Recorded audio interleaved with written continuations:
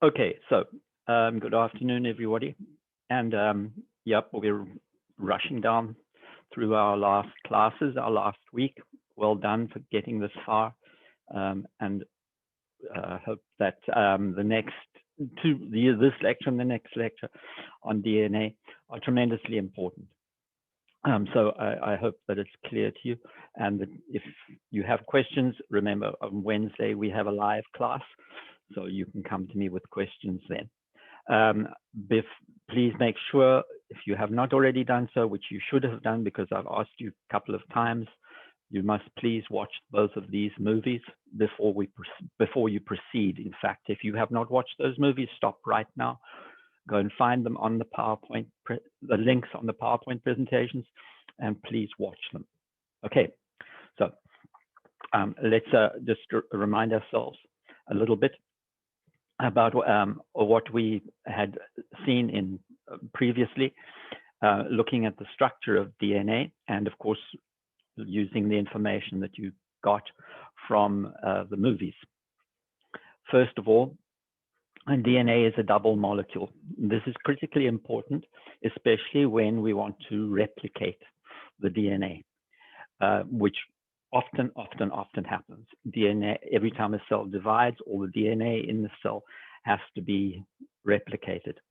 Every cell in our bodies contains in its nucleus the same DNA. It doesn't matter what kind of cell you're looking at, they all have a full complement of the entire genome. That is all of the DNA in that it drives all of the cellular processes. So every time a cell divides, we've got to replicate the DNA, and just re-emphasize this. Remember, there are rules about the structuring of DNA. First of all, it has a strong backbone, there and there, two halves of the molecule wound together. But the molecule is held together by rather weaker bonds across the center here. Those of you who have done your chemistry, these are hydrogen bonds. These down the backbone are covalent bonds. So these are relatively weak bonds holding the two halves of the molecule together. And they are held together by very nitrogen-rich ring structures, which we refer to as the bases. And there are 4 of them in DNA: adenine, guanine, cytosine, and thymine. And matching across here, adenine always matches to thymine, or thymine always matches to adenine. Guanine always matches to cytosine, or cytosine always matches to guanine. The bases can be in any order down any one side. The order is very strictly controlled, of course, because it contains in the genes, it contains the codes for all the proteins that are going to run the cell. And so the sequence of the bases is a code which codes for the amino acids which are eventually going to be put together to form protein. The importance of this matching, of the base matching across the center, C to G and A to T, is that if I separate those two halves of the molecule, one from the other, I can recreate the other side very, very easily. Because just think here, let's just say we have here, this is the entire, we split this DNA molecule apart. Here is the parent half there. Say this read A, G, C. I could very easily bring in for A here, a T there, G, C, T, and A, etc., etc. I can build the second half very, very easily because of those rules, A to T, G to C. As long as I can see clearly, or the cell can clearly see this sequence here, the cell can easily build the second half. This is exactly what happens during DNA replication. The two halves of the molecule are separated like that, and then new bases are brought in to match on either side. And what we end up with when we look at these two, we'll find This is identical to that. And this is identical to the parent, original parent molecule. So is this. We split the two halves apart. And because of those base matching rules, we can recreate and double up this molecule very quickly and very easily. So that's the first thing. But there is a little rule that you're going to need to remember. And you're going to need to remember it, but we're going to refer to it later. It's a little twist in the tail. Don't worry about all of the additional details in this diagram. All that I want you to realize here is a parent DNA molecule, double on the other side. It's been split apart like this so that the molecule can be doubled up, so that the DNA can be replicated. And each side is going to get replicated. But before replication can start, first of all, let me tell you, replication is performed by this big enzyme complex here, which is DNA polymerase. So it's called DNA polymerase. This is the enzyme which actually replicates the DNA. But DNA polymerase cannot work just on its own. It can't just latch onto a single strand of DNA and then start replicating it. Instead, and this is critically important, you must remember this, must get this into your head and remember it for several slides ahead. Before replication can start, a short length of another nucleic acid called RNA, which is actually a single-stranded nucleic acid, not a double strand like DNA, but a single-stranded nucleic acid, is laid down here. It also has bases, and the bases match to the DNA there. But this little short starter piece needs to go in first before the DNA polymerase can start working. This becomes extremely useful for us, as you'll see later on. This becomes very, very useful for us because this little RNA piece sticks only to a place on the DNA where its bases match. And it is very, very specific indeed. If we can manufacture a little piece of RNA like this, put it in to solution with DNA, it will only latch onto that place where its bases match, and where its bases match, that is where DNA polymerase can start working. Normally in the cell just manufactures its own RNA, but we can manipulate the system, as you'll see in a while. Just remember for the moment, replication cannot start until this little piece here, which is called a primer, an RNA primer, is put in and matches here to make this little hybrid molecule. This is DNA this side, RNA that side. Eventually, when replication is completely finished, this gets digested out and it gets replaced with DNA, but it has to be there at the very start. So put it in your head, RNA primer, RNA primer, RNA primer. So these are the steps. The DNA molecule is a double molecule. What is going to happen during replication, we're going to split the two halves apart, and we're going to lay down RNA primer. It gets laid down on both sides. Put down RNA primer. Once that RNA primer is there, this enzyme, DNA polymerase, can come in. It latches on, and then it replicates. It brings in nucleotides one by one to match the bases on that single strand of DNA, and it duplicates the molecule on either side. Those are the steps for replication. So we're just very briefly going to talk about the functioning of DNA, because the function of DNA doesn't necessarily concern us that much in forensics, but it is important for us to have a basic understanding about how DNA actually works. So contained in the DNA, in all of our DNA that's present in us, or we refer to as the genome. And parts of that genome are set aside as units, 1 unit coding for 1 protein. And that unit is what we common parlance, we call the gene. There is a lot of the DNA which is not in the form of genes, and that we're going to hear about. It becomes very important for us talking about forensic science. But the functional part of the DNA is that those genes which are now going to code for the proteins. And the DNA contains a code. It's organized, the bases, A, G, T, C, etc., are organized in units of 3. So they speak in words of 3 letters, and each 3 DNA-based nucleotides, rather, put together like that is called a triplet. So each triplet is going to contain a code for an amino acid. And eventually, those amino acids are going to be put together into the form of proteins. But the DNA can't do it directly itself.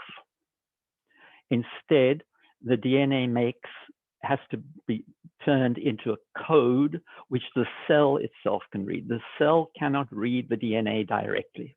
Instead, the DNA communicates with the cell in the form of that other nucleic acid I've already mentioned, called RNA.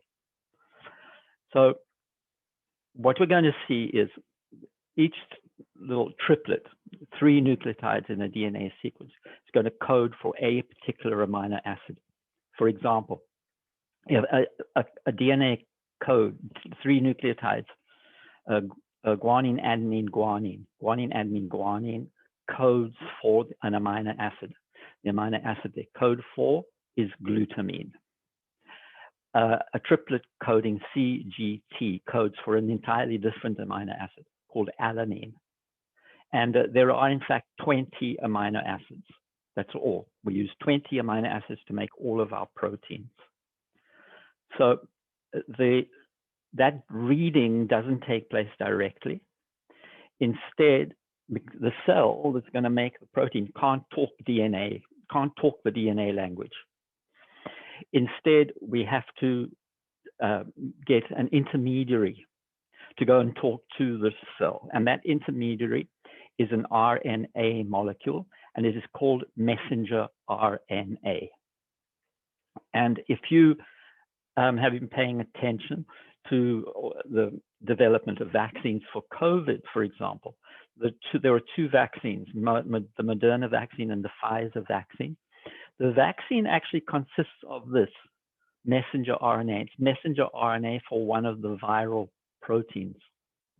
So this is how we start to be able to utilize the system that in creation of vaccines, but we're going to see how we're going to utilize RNA for an entirely different thing a bit later on.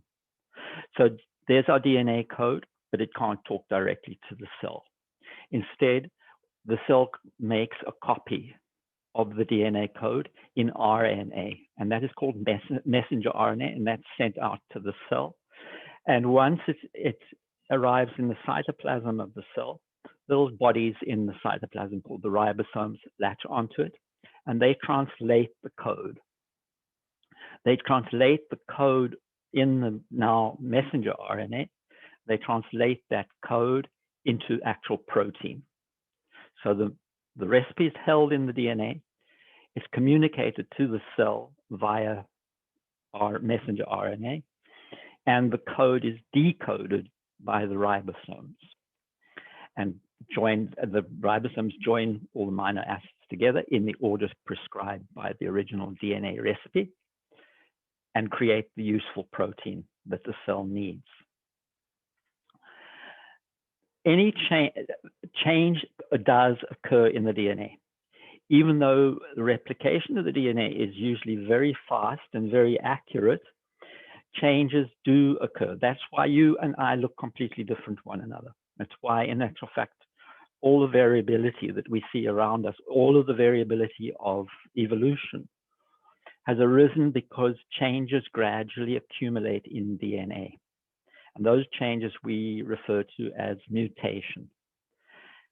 A single base change, a single nucleotide change can affect a lot of change in the whole organism.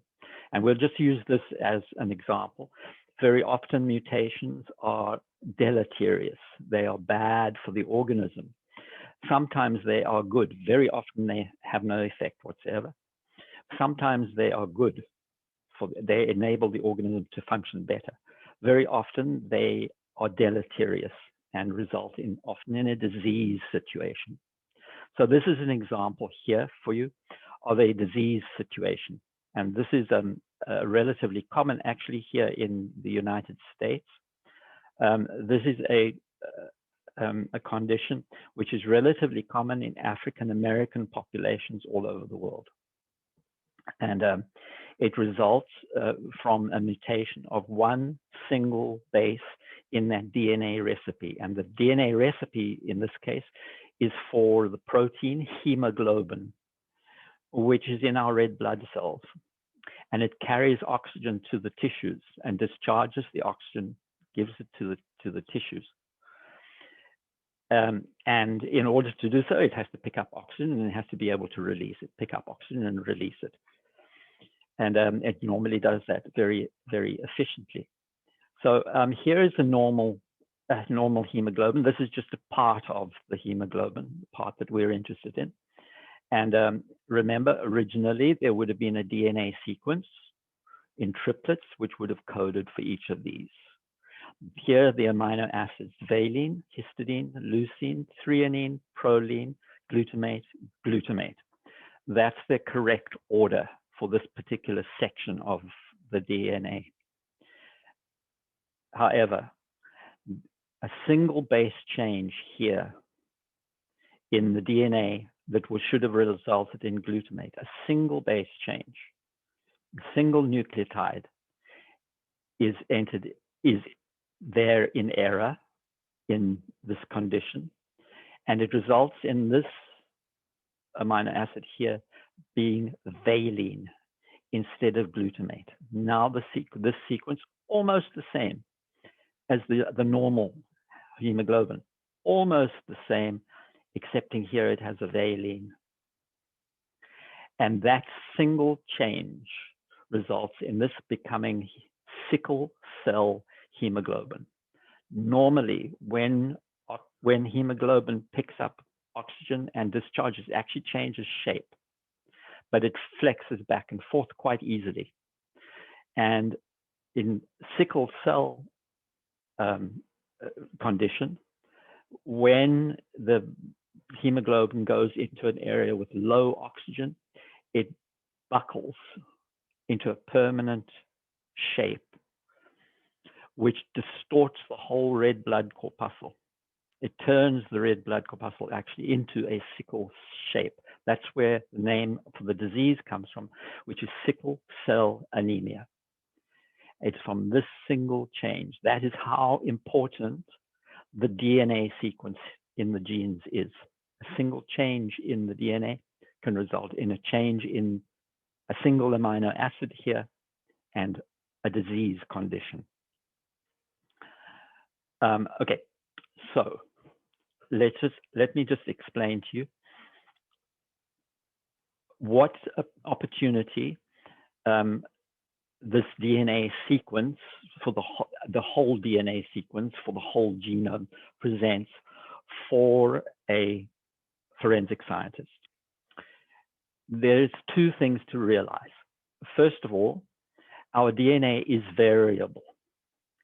Okay, but not everybody's DNA is the same as everybody else's.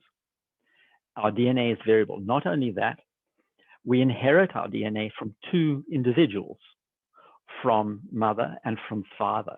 Our genome is composed of half of it is from father, half of it is from mother. And we bring into that genome all the variability that they had accumulated from their parents, our grandparents, our great-grandparents, great-grandparents, great-great-great, et cetera, et cetera, et cetera. There is a lot of variability in the individual DNA. And this is the great promise of looking at DNA is that your DNA is actually completely unique unless you have an identical sibling. Your DNA is, we can calculate the statistical probability that somebody by chance shares exactly the same DNA sequence as you do. And it is vanishingly small. It is 1 in more than we have stars in our galaxy. So the chances that somebody by chance shares the same DNA sequence as you is very, very remote, very, very remote. So DNA, the DNA sequence itself is a profoundly individual characteristic. So if we have a DNA sample, we have a questioned DNA sample from a crime scene or wherever, and we have a suspect, let's say, or we have 5 suspects or whatever, we can compare our questioned DNA to suspect DNA and see if it matches. If it matches, the chances that that happened by chance are infinitely small. It's a very powerful piece of evidence. The problem comes in how do we do that comparison? Because your whole, in one cell in your body, you have meters of DNA. You have meters of DNA, all in these 46 molecules that are wound into chromosomes inside your cell. You have an enormous amount of DNA. The DNA, total DNA sequence is incredibly long. Now, we do have modern methods which can relatively quickly sequence the entire genome. That can be done over a period now of days or weeks, and it can be done virtually automatically for an entire genome. So we could, if we wanted to go and compare the entire sequence, DNA sequence of a question sample and then of a suspect, but there's 2 points. First of all, it takes a relatively long time to do all of that sequencing, but it would take you even longer to actually analyze them. To compare, the DNA contains a vast amount of information. And to compare 2 entire genomes, it would be a very, very difficult thing to do efficiently and rapidly. But we're lucky. We don't have to do that in forensic science because of a particular characteristic of our genome. Now, I told you earlier that the parts of our DNA which are organized to code for a protein, those we refer to as the genes. Okay, they have their own organization. But interspersed between the genes, there are enormous stretches of DNA whose function very often we don't know, and areas which appear to have no real function. You can think of it as being like a spacer DNA between the genes. The genes are kind of being isolated from one another by long stretches, very long stretches of DNA, which, as far as we know, have no function. In those areas which, like that, in between the genes, there are areas with particular characteristics, and many of those areas have been characterized. They have been sequenced, and they have been characterized. And there's something strange about our DNA. And that is that there are long areas all over in all of our chromosomes, all through the genome. There are these areas of DNA where we see repeating DNA sequence. It appears to have no function, but it's there.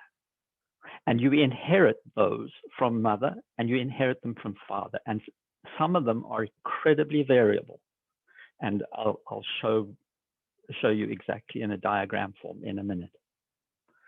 So these areas we call tandem repeat areas. There are areas where DNA repeats itself over and over and over again in segments. So they can vary in length, and they vary tremendously in that sequence, in the DNA sequence within them. So now, let's forget about the genes, forget about all the rest of it. Let's, in forensics, let's cast our eyes on these areas of DNA and use them to characterize the DNA of an individual, because these areas are very variable, and you're going to inherit two copies. You're going to inherit a copy from your mother, you're going to inherit a copy from your father, and they will have inherited variability from all of their progenitors. Okay, so we can use these repeat areas to it's referred to often as DNA fingerprinting.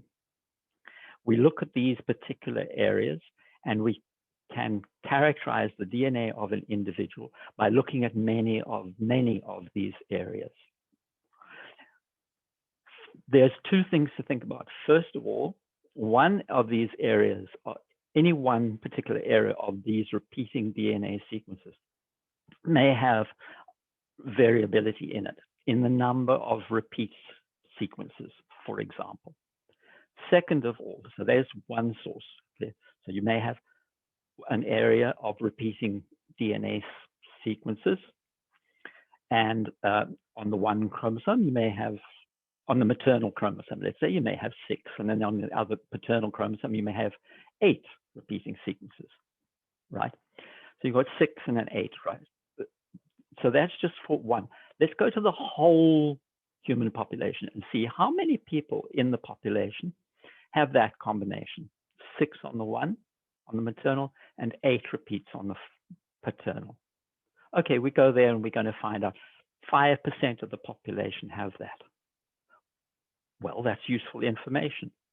If I characterize your DNA and I find you have that combination, 6 and 8, I know you belong to a group. That's class evidence, right? It's class evidence. Look, 6 and 8. How many people? 5%, whatever. Okay, you fit into this particular group. But there are many of these different areas all over the place in your genome. There are these areas of repeats of different kinds and different numbers. And I can start to, I look at this one on this chromosome pair. I look at another one on another chromosome pair, another one on another chromosome pair. And I begin to put them together and say, how many people in the population have this combination on this site, that combination on that site, that combination on that site? The statistics begins to build up to an individual picture. Don't worry about it from that. We'll explain it again as I go through. So remember this, in the DNA, in your genome at various places, you have areas where DNA, for some mysterious reason, we don't know why, forms these repeating sequences. The number of repeating sequences is very variable, and the character, what that repeat is also very variable. We're going to use that variability to characterize a particular DNA from a particular source. The very first time this was done, and that's why I wanted you to watch the movie first, was in the early 90s. This began to be used in forensic science, and what they were looked at was a particular kind of tandem repeat sequence. These repeating bits of DNA lie next to one another, and so they are called tandem repeats. And the very first ones that were examined had been well characterized before by sequencing. Then their function was unknown, still is really unknown. But they are areas of DNA which are very, very big. They are actually in our terms now, they're regarded as being actually enormous. And here's what they look like. This is what I mean by tandem repeats. Here's the actual, this is a 15 base sequence for this shaded section here. GTC, GGT, etc., etc., etc. So here they are here, okay? But these repeat. Here they are repeated again, GGG. Here they are repeated again, GGG, etc., etc., etc. In this example here, we've got 1, 2, 3, 4, 5 of these repeated sequences. Okay, but in actual fact, this can be thousands of bases long, thousands of nucleotides, with this sequence repeated over and over and over and over and over and over again. We don't know why, but it has one very useful characteristic. And this was something that was already known long before it was started to be used for this DNA fingerprinting in criminal investigation. And that is that on either side here, there, and on that side of this segment, this of tandem repeats, there is a particular DNA sequence which has a very useful property. And that is that we can cut it with a specific enzyme. Many of these enzymes are known that digest DNA, and they recognize a very short DNA sequence of bases, and they will only cut there. Change one of those bases, and the enzyme will not cut. They are very, very specific. They're like a pair of molecular scissors. And when we send these molecular scissors in, we send in the correct ones, they will cut here, and they will cut here. And they will remove this whole tandem repeat segment. However big it is, it will come out. And we can then purify that, and we can see what its size is. I'll show you exactly how in a second. Okay, so keep that in mind. We have this area of DNA with repeating sequence, tandem repeats. On either side, it is flanked by places where we can cut with a specific enzyme. That enzyme is called a restriction enzyme. And when we cut a segment like this out, it's called a restriction fragment. This technique is called the restriction fragment length polymorphism. Polymorphism refers to the genetic variability. I may have, in this area of DNA of tandem repeats here, I may have 4,900 repeats, right? You, in this area, same area of DNA, you may have 500. Okay, we could, or to tell the difference between you and me, all we have to do is cut my restriction fragment out and see how big it is. Then we cut your restriction fragment out, we see how big it is, and we instantaneously see that my restriction fragment length for that area is huge. For you, it's relatively small. Okay, so we would immediately know, just on that one site, we would know that you and I were different. The same principle applies throughout the genome. So here's more or less how it works. These dotted lines here are the restriction enzymes. So we have a length of DNA here, and in here, just think about this here as each of these bars not as being repeat segments. Okay, tandem repeats. Here we got there, and then here we have a break. Here we have another set of tandem repeats. There could be different tandem repeats, but there they are there. And we put in our enzyme. Here it comes here. It cuts there, and it cuts there, and it cuts there. And what you end up with two fragments. There's one there, and there's one there. And those two fragments are different in length. Forget about this on the side, forget about this on the side, because this here is the rest of the DNA. It's huge. Okay, here's another, this side here carries on. It's huge length of DNA. What we are interested in is what we have cut out with our restriction enzyme. What we've cut out of these two fragments here.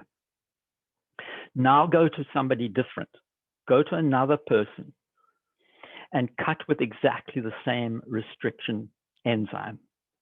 And you may end up with an entirely different set of fragments coming out. In fact, you probably will, because these restriction fragments are in fact enormous and they accumulate difference quite quickly.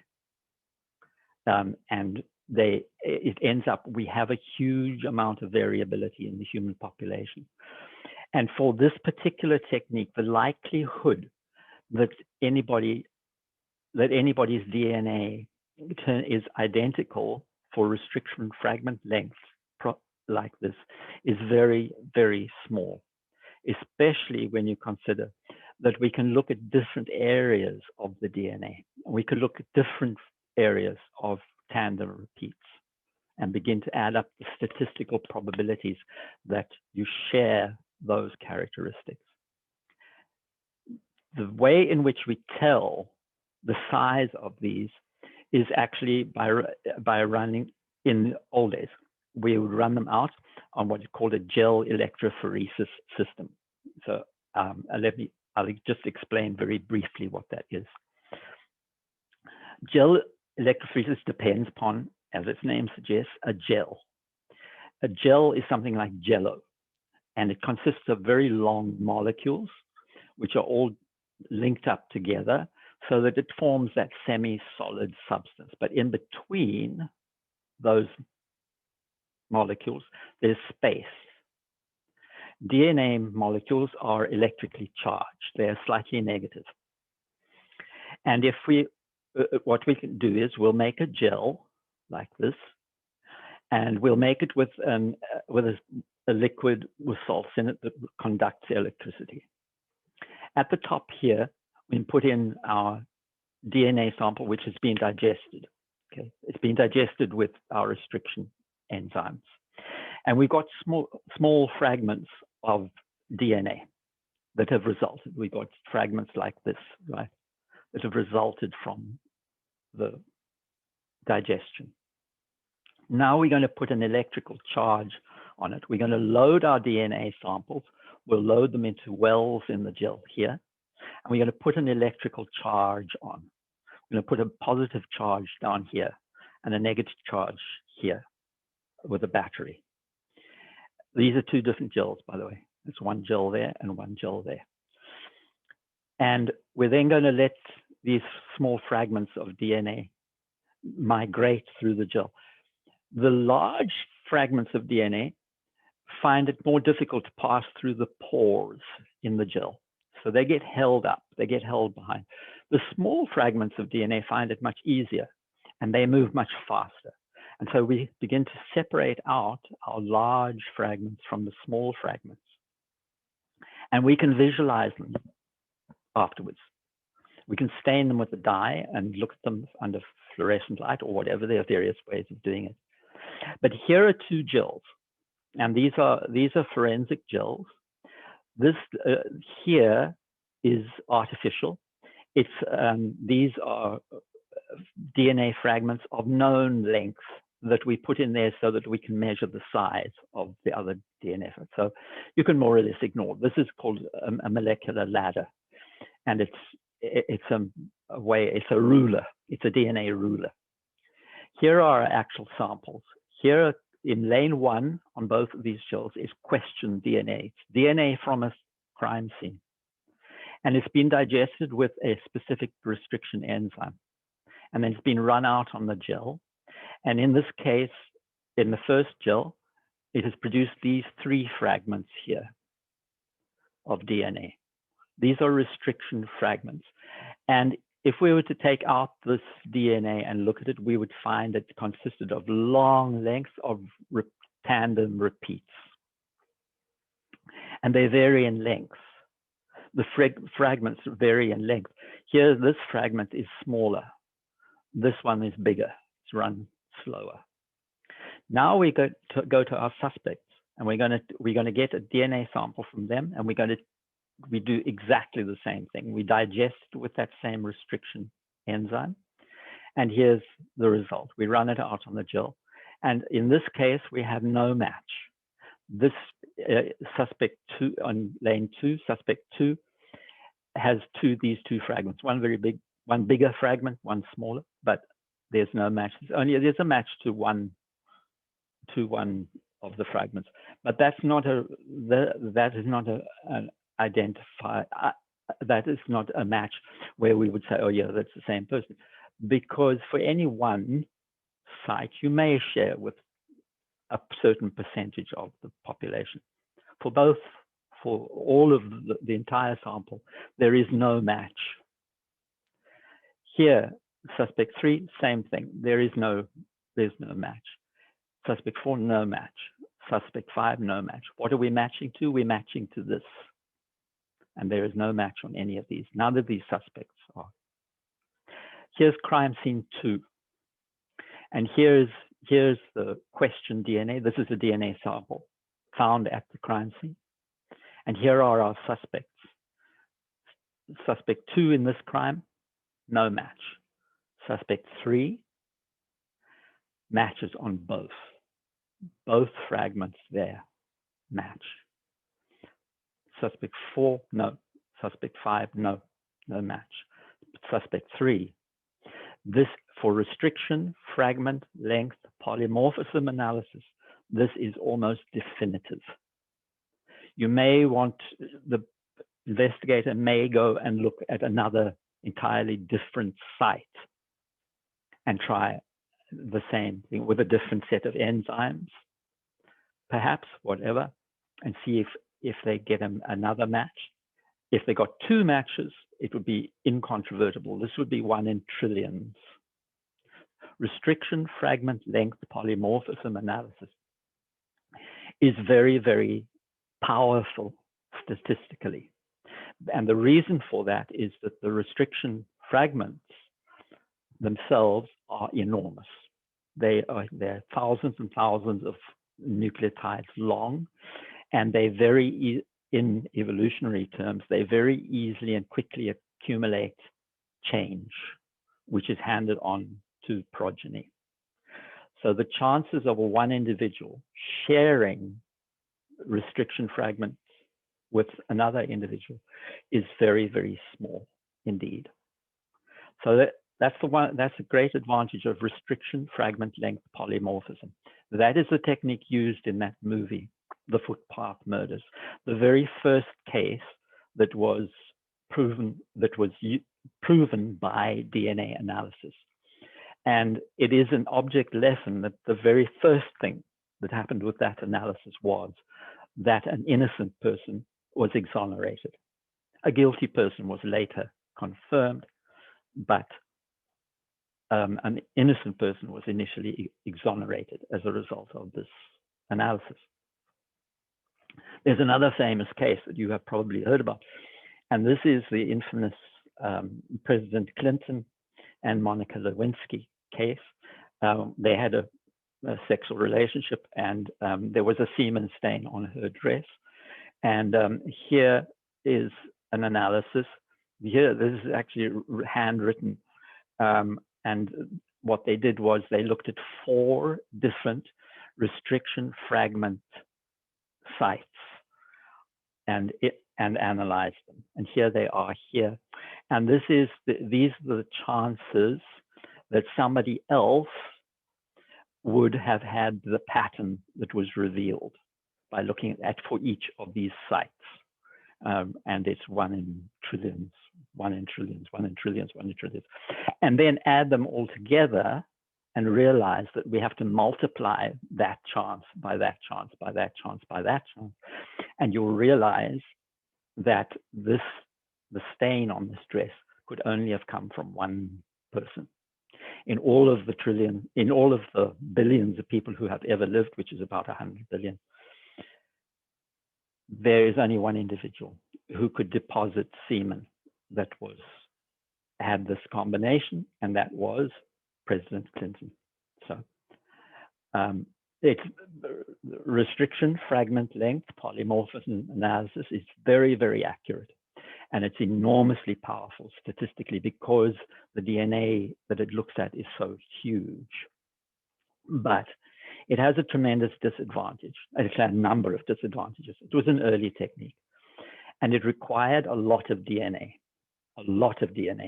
in order to do. And the DNA had to be relatively fresh. And so it was done with blood. It could be done with saliva, although often saliva itself didn't always have enough DNA in it for RIFLIP analysis. Semen, the blood and semen contain plenty, even, and a relatively small stain, distinct stain would probably contain enough DNA. But compared to modern techniques, RIFLIP requires a lot of DNA, and it needs to be relatively fresh. Nowadays, our techniques have improved so that we can actually use trace DNA, trace amounts of DNA, in order to do techniques, not RIFLIP, but other techniques, which we'll talk about later. The other disadvantage of using RIFLIP is it's extremely tedious. It's a very, very long process. It actually is not just a single technique. It's a whole series of techniques all put together. And it can take months to actually analyze a sample properly. So it was widely used, especially during the 1990s, but then it got superseded by other methods. To understand these methods, we need to just have a look at a technique which I'm sure you have heard of if you've been following the whole COVID testing saga and everything. You will have heard of this particular technique called the polymerase chain reaction. The RIFLIP used raw DNA. It took a sample directly from a blood stain or a semen stain and extracted the DNA, and then it just used that DNA for its analysis. That's why it needed a lot of DNA. Okay. The polymerase chain reaction gives us a way of taking a small amount of DNA and amplifying it, of increasing its quantity. And we increase its quantity exponentially. So from a very small amount of DNA, we can end up with plenty of DNA to do an analysis. That's advantage number one of the polymerase chain reaction. But advantage two of the polymerase chain reaction is that we can select a very small part of the whole genome. We can just select a very small part of the genome and amplify that. We ignore all the rest of the DNA. We just amplify the bit that we are interested in. And we can take it from a trace to an amount which is easily analyzed. So now we go back to our knowledge about how DNA actually replicates, because we're going to manipulate that. We're actually going to take DNA and we're going to replicate.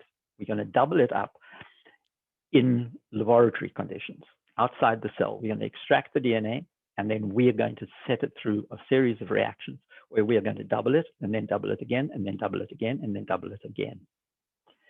And now this is where you need to remember what I told you about the primer, because this is where we're going to use our knowledge about the primer to do this replication.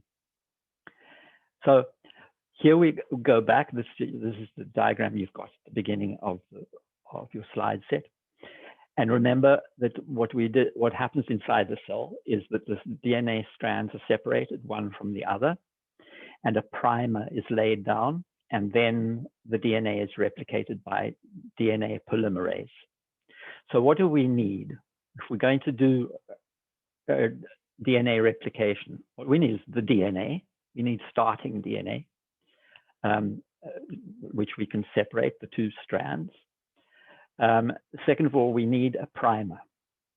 We need a short length of nucleic acid that will sit on a specific DNA sequence here. And we can actually design that primer. We can actually make a primer which will sit at a place of our choosing, like at the beginning of the tandem repeat area, for example.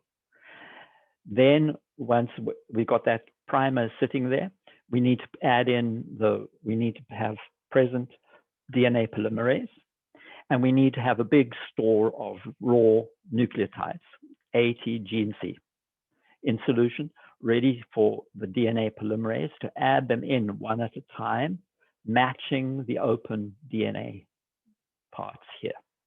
Okay, simple. It really is relatively simple. We need a primer, we need raw DNA, we need DNA polymerase, and we need a store of nucleotides. All of that we can easily provide, but we provide it under very special circumstances. And this is in a machine that is going to do this for us. The first question to ask is, how do we split DNA one from the other? Well, in the cell, there are enzymes. There are special enzymes which do it. But remember what I told you.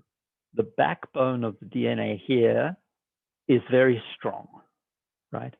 But these bonds here across the bases, they are relatively weak. They are hydrogen bonds. Hydrogen bonds are very easily broken by heating. All we have to do is heat up a DNA molecule, and we say it melts. It actually, the two strands separate from one from the other. The backbone is very strong. Nothing happens to it. And then if we cool, we're going to heat it up, they separate like this, and we're going to cool it down. And when they cool it down, amazingly enough, the DNA will come back together with absolute fidelity. Everything will match. And the reason for that is this has a huge long sequence. Each base has to match to its matching base. So the whole molecule finds its matching face if we cool it again. Okay? So heat it up, we could cool it, heat it up, cool it, heat it up, cool it. This is what our machine is going to do. It's going to put our sample DNA through a series of heating and cooling cycles. And here's what happens. Here's our raw DNA. So we know this DNA, there's this huge DNA. It's just meters long of DNA all mixed up from the cells. So there's our DNA. But we're only going to be interested in a little tiny part of it. Let's say we're interested in one area of tandem repeats. We want to see how big that area of tandem repeats is, right? So what we're going to do is we're going to heat up the DNA, and it's going to separate. In solution with our DNA, we have primers. And our primers we have designed and made. We make primers which are going to sit at a specific place. They will only sit here, and they will sit here. And they sit there, they will only sit there because we have designed them to match these bases here, okay? We know where we want our DNA primers to go, and we design them to go there.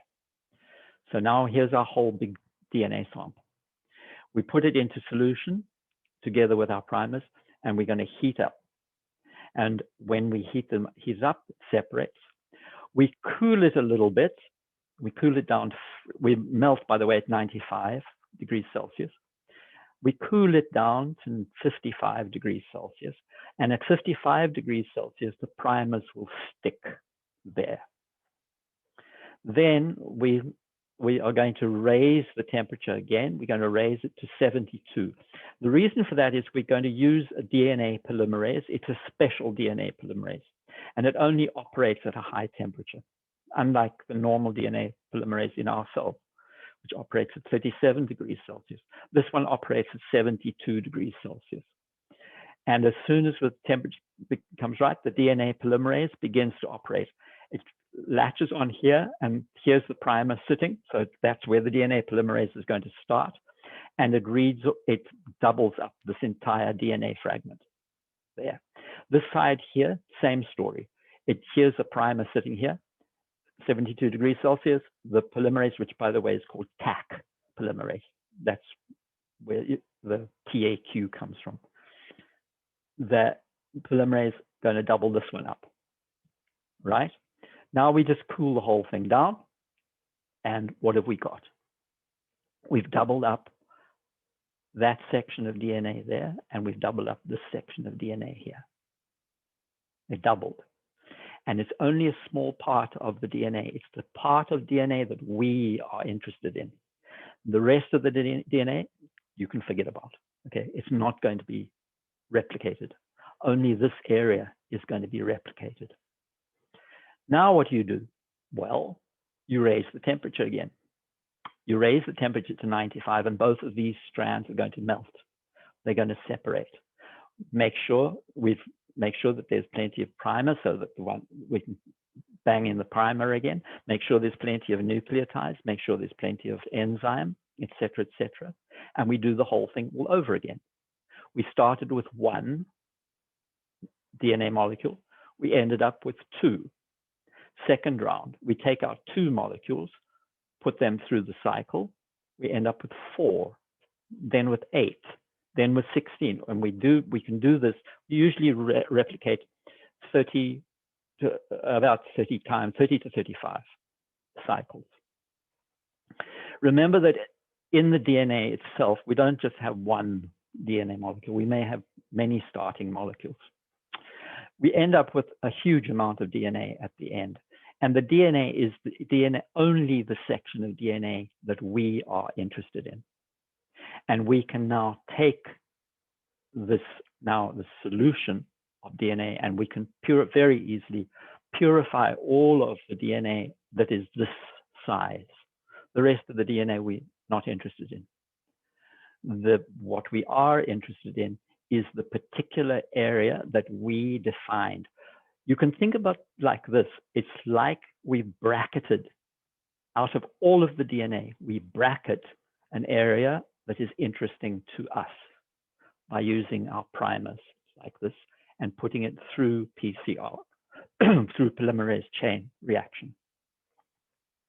That is the beauty of this technique. Now, I said to you that you've probably heard about PCR if you've been paying attention to how we test for virus, for COVID, for example. Well, it's exactly this. If you've gone for your COVID test and they've taken a nasal swab, whatever, contained in that nasal swab is going to be, if you are infected with the virus, is going to be viral nucleic acid. And this is all that it does. The technique runs that viral nucleic acid through this over and over and over again. We use primers which are specific for viral nucleic acid.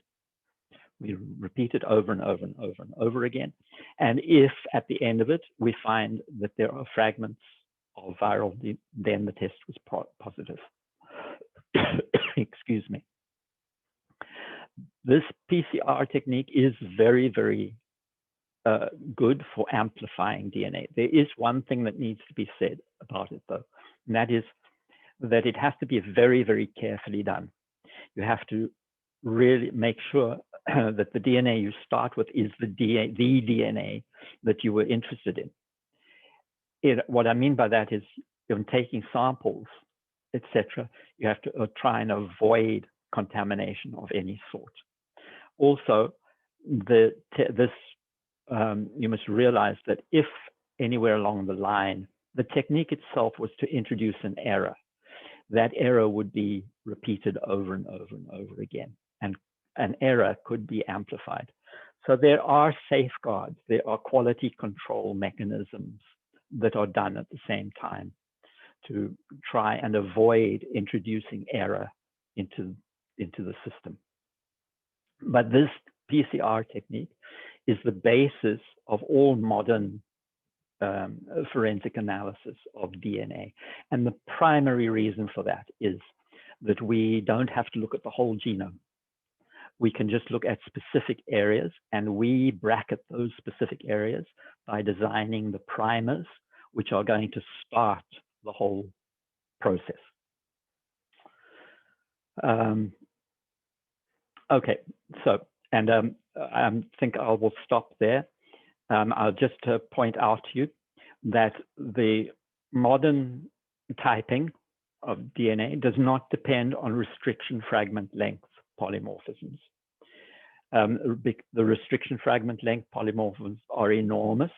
It's a very, very statistically powerful technique, but it's very cumbersome, and you need a lot of DNA to start off with. Instead, there are other areas of the DNA where tandem repeats also occur, but they are not those enormous tandem repeat areas that you see in for a reflip site. Instead, they are called short tandem repeats, and they are repeats of very few bases, and often the area itself may be quite small. But we can pull those areas out very, very easily, because the DNA on either side of those areas of short tandem repeats, that DNA is very well characterized. And so when we use PCR, we can design primers which will just sit there and will just amplify, even though they're relatively short, it will just amplify the area of short tandem repeats. And I will actually proceed to take you through that whole sequence the next time we meet.